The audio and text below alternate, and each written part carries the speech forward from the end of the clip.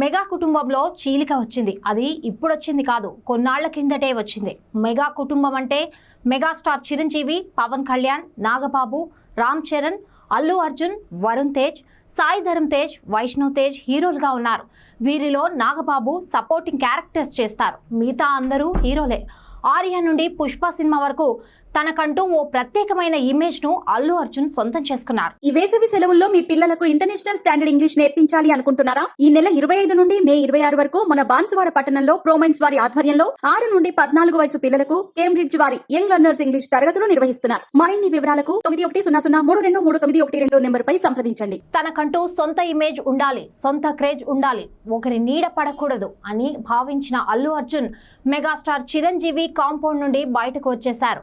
వాస్తవానికి mega tag తోనే Bunny hero అయ్యాడు.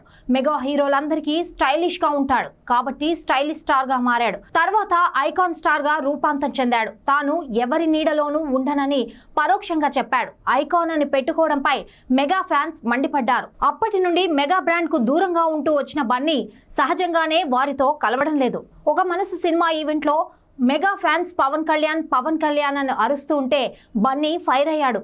చెప్పను బ్రదర్, ఊరికే పవన్ కళ్యాణ్ అని అరుస్తూ ఉంటే ఇబ్బందిగా ఉంటుంది. వేరే హీరోల ఈవెంట్లలో కూడా ఇలా అరిస్తే ఎలా అని ప్రశ్నించాడు. అప్పటి నుండి ఏ సినిమా ఈవెంట్లోనూ అల్లు అర్జున్ మెగా హీరోల గురించి ప్రస్తావించలేదు.